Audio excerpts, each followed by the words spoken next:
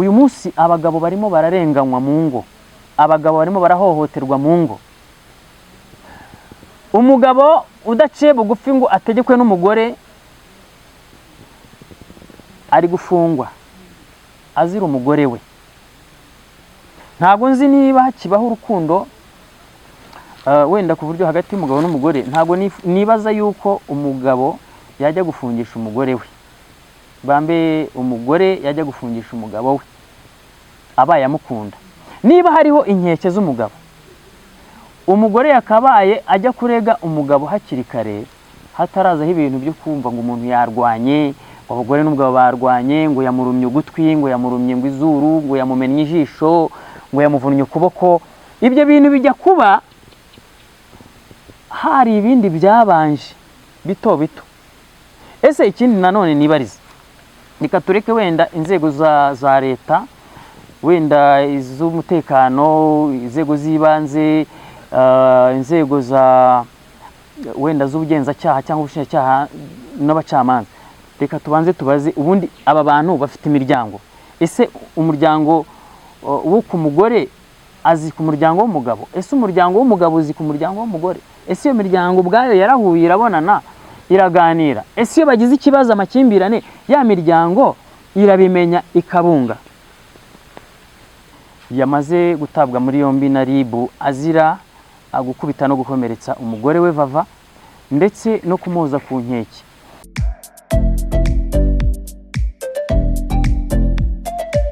Yes, reka mbasuze kandi bifurize ibe byiza mwe mukurikiye Inkoni Zose TV. Nkuko bisanzwe ni Brown T.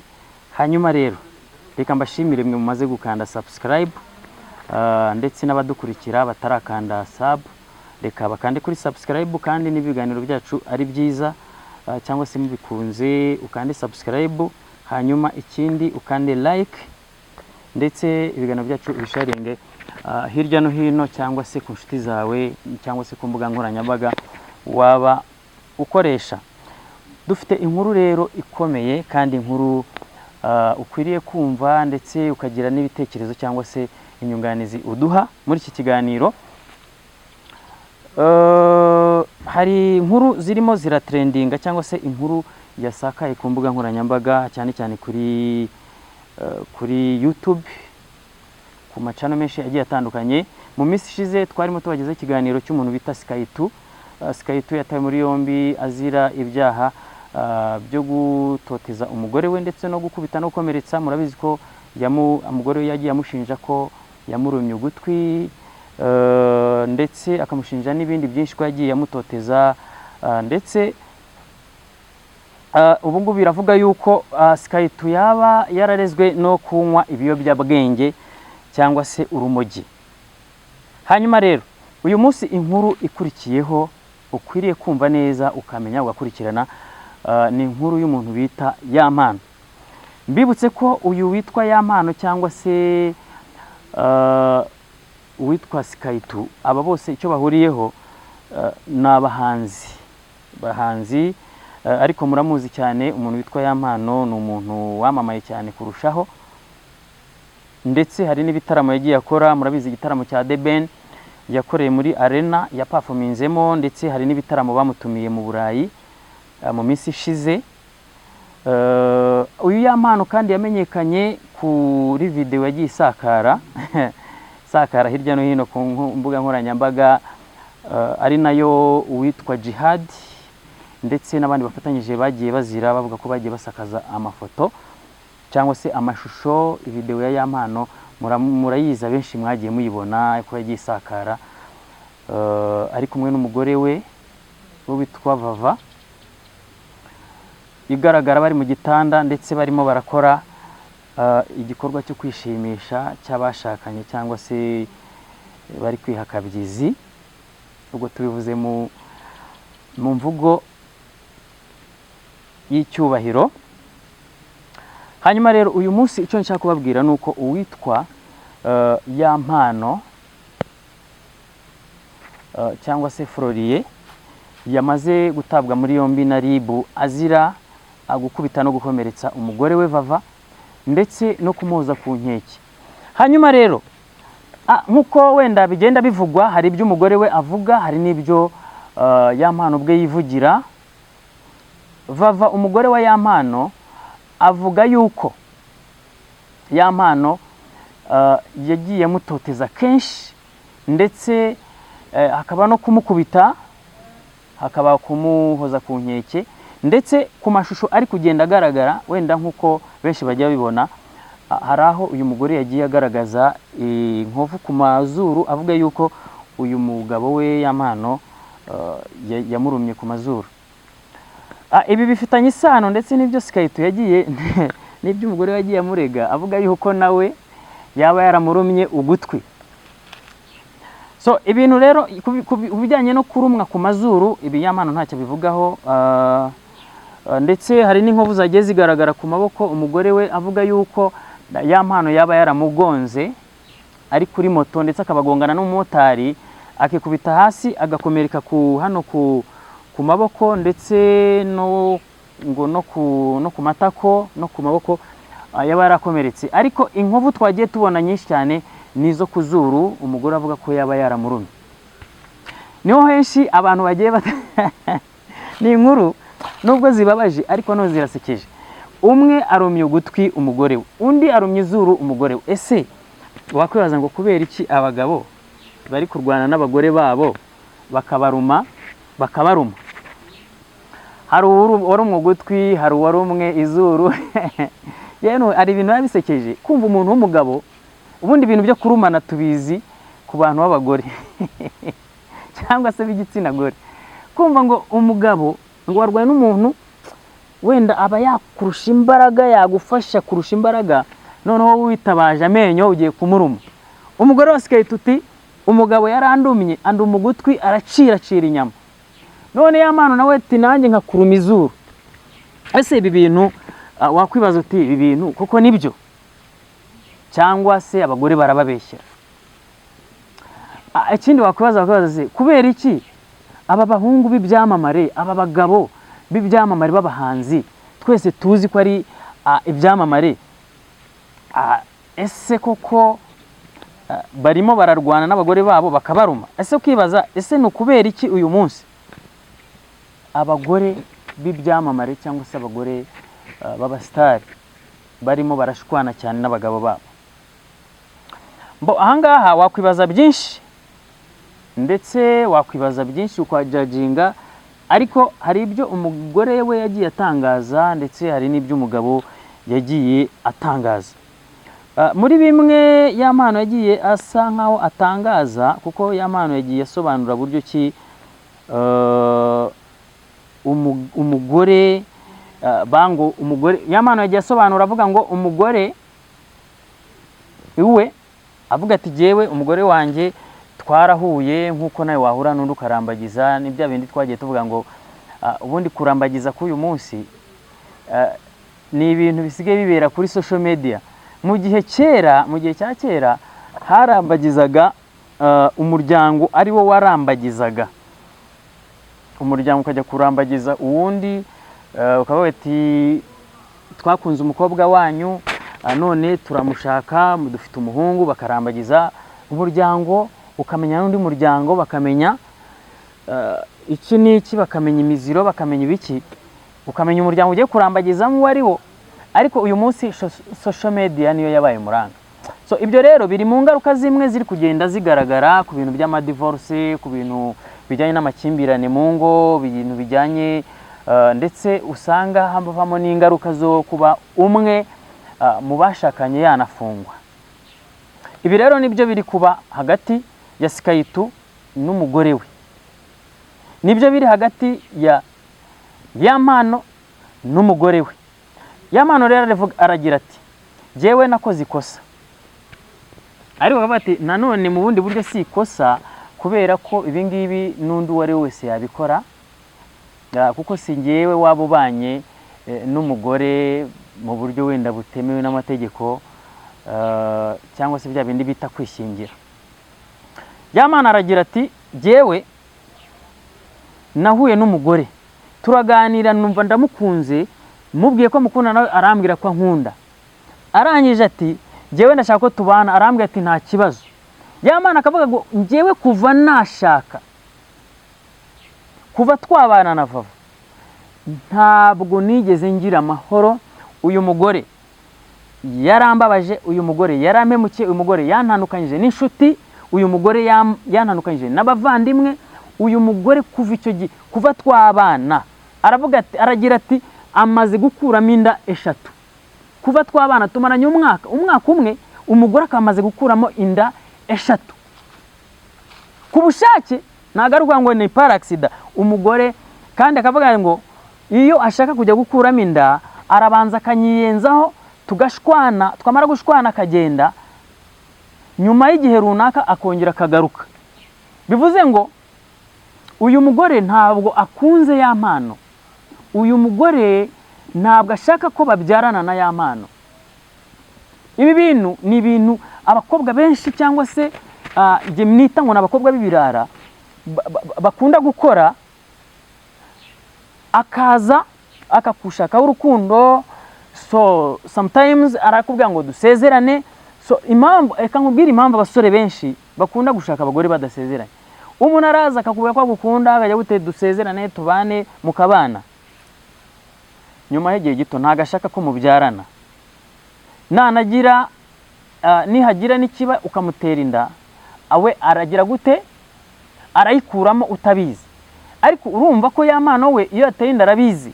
Ukwezi kwa mbere, kwa kabiri, kwa gatatu ntabwo ushaka kubana n'umugore ayo mezi utaramenya ko atwite. Hanyuma nyuma y'igihe gitoya umugore ati akamwiyenzaho, yarangiza agakata ahantu akagenda akayihubuzamo, nyuma y'ibyumweru nka 2 akongera akagaruka. Wabyumvishije? Aka niko gahinda ya mpano yatangaje. Ikindi nagira ngo mbabwire ko wenda murabizi namwe muri societe, mu bantu tugiye tubamo, hari ingo nyinshi usanga harimo amakimbirane, ariko sana aturuka ku bagore. Ariko kugeza uyu munsi umugabo aravuga, umugore ati uribeshya ndakujyana muri RIB. Umugabo yavuga ati umugore ati ibeshya unkoreho ndahita njya kukurega. Wasa nk'ugira umujinya gato wamusunika, umugore yakwiruma, yafatiwe yakihonda, yakwikuba ku giti, arirukanka kuri butide ko umugabo angize. So ibi bintu sinzi wenda maze kugira experience y'ibi bintu, ndetse muri societe tubamo ingo zimwe na zimwe twagiye tubibona abantu bitwa abagore, ariko je nabita ko ari babandi Bibiliya yavuze. Hari abagore bivuga ngo umugore w'umutima yubaka urugo ariko umupfapfa karusenya. Hari abagore baza mu rugo, bakaza ari abagore baza ubwenge, bakaza bakubaka, agakunda umugabo we, akamwubaha, akamwubahisha, ndetse bagira n'amakimbirane ugasanga umugore niwe uciye bugufi imbere y'umugabo. Uko niko bigomba no kugenda, kuko dufite abagore benshi bagenda bigisha nta gihe umugore azaba hejuru y'umugabo, nta n'igihe umugore azaringanira n'umugabo. Igihe cyose umugore nk'uko Imana yabiremye, umugore agomba kuba ari munsi y'umugabo. Ntago ari ukuvuga ngo abagabo b'uyu munsi ntago bakunda abagore, si ukuvuga ko abagabo b'uyu munsi ari ibirara, si ukuvuga ko uyu mugabo w'uyu munsi adashobotse. Mucunge neza. Ubwo njyewe ndasa nkaho ndi kuvugira abagabo, mucunge neza ababifitemo cyangwa se ababifitiye ububasha. Uyu munsi abagabo barimo bararenganywa mu ngo, abagabo barimo barahohoterwa mu ngo. Umugabo udaciye bugufi ngo ategekwe n'umugore ari gufungwa azira umugore we.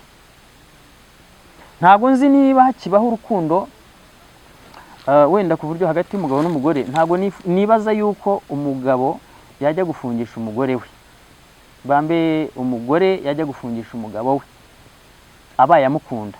Niba hariho inkeke z'umugabo, umugore yakabaye ajya kurega umugabo hakiri kare, hatarazaho ibintu byo kumva ngo umuntu yarwanye, abagore n'umugabo barwanye, ngo yamurumye ugutwi, ngo yamurumye ngo izuru, ngo yamumennye ijisho, ngo yamuvunnye ukuboko. Ibyo bintu bijya kuba hari ibindi byabanje bito bito. Ese ikindi nanone nibariza, reka tureke wenda inzego za leta, wenda iz'umutekano, inzego z'ibanze, inzego za wenda z'ubugenzacyaha cyangwa ubushinjacyaha n'abacamanza. Reka tubanze tubaze ubundi aba bantu bafite imiryango. Ese umuryango wo ku mugore azi ku muryango w'umugabo? Ese umuryango w'umugabo uzi ku muryango w'umugore? Ese iyo miryango ubwayo yarahuye irabonana iraganira? Ese iyo bagize ikibazo amakimbirane ya miryango irabimenya ikabunga? Ubu nuvuga ngo RIB niyo isigaye yarabaye ise w'umugabo, ni yabaye ise w'umugore. Nuvuga ngo RIB rero ngire ngo hari imanza nshinjabyaha akaba n'imanza mbonezamubano.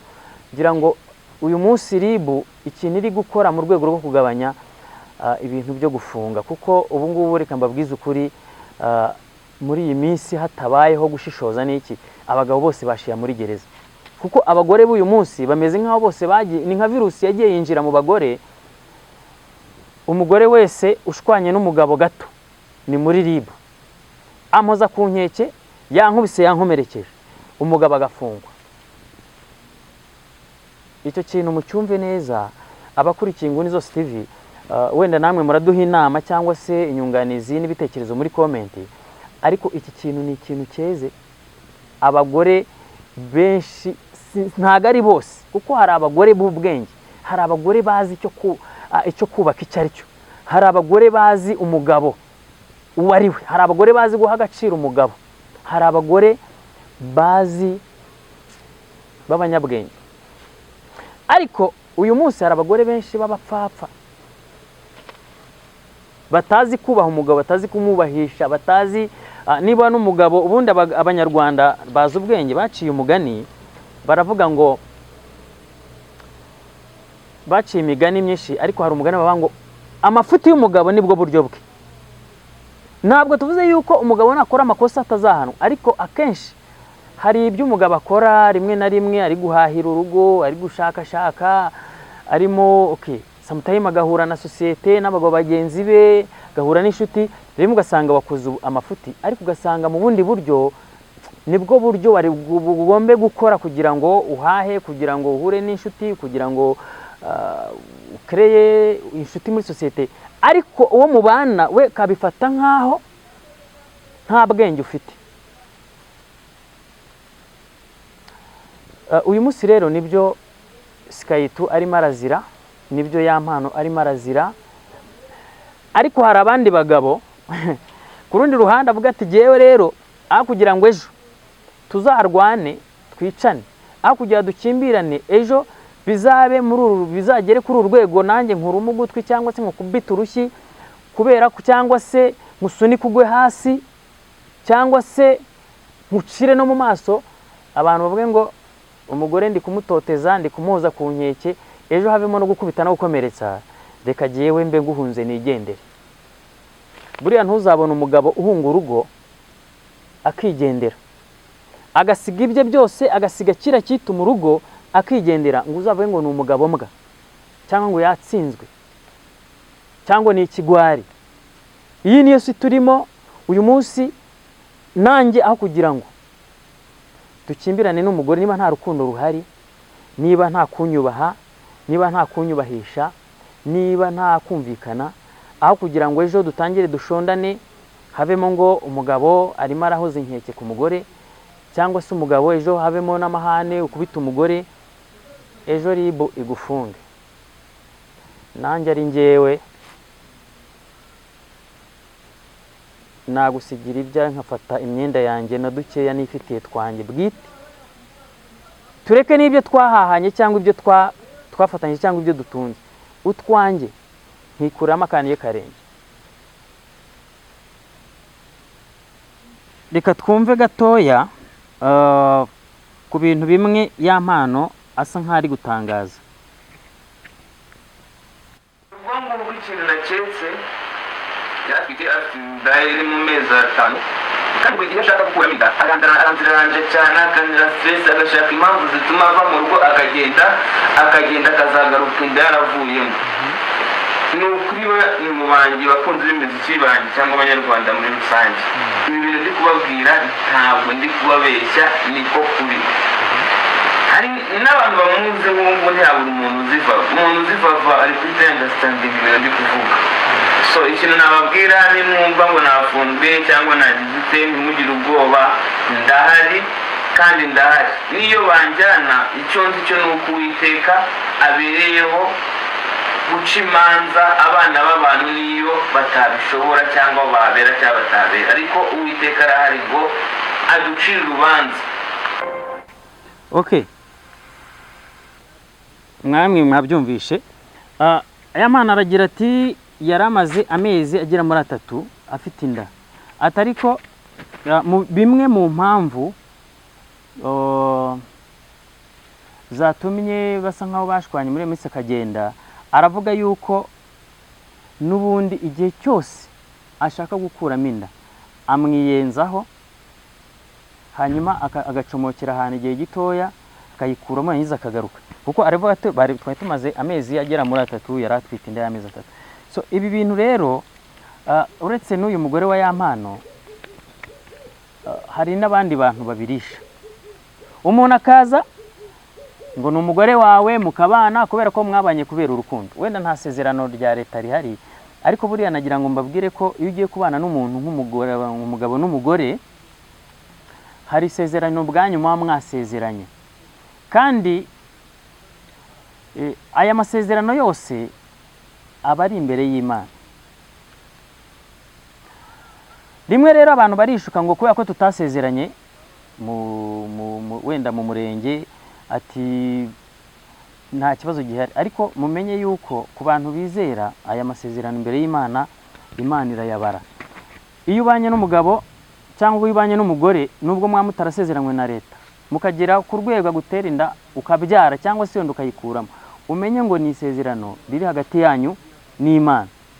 So uyu Yampano rero ikintu kigaragara, wenda namwe muraza kubitubwira muri comment, ikintu kigaragara nuko aravuze ati bafana banjye banyarwanda mwese mu nkunda, ati ribu yampamagaje, ati nditaba, ati niba namfunga, ati ntimugire ubwoba, ati Nyagasana arahari.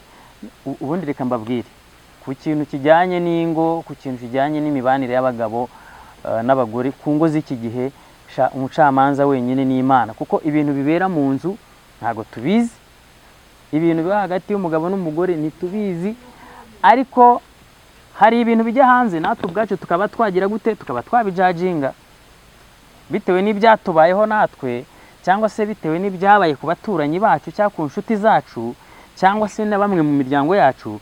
Ariko ibi bintu ni ibintu byeze, ni ibintu abantu tugifite umuco, abantu tugifite ubumuntu. Ibi bintu dukwiye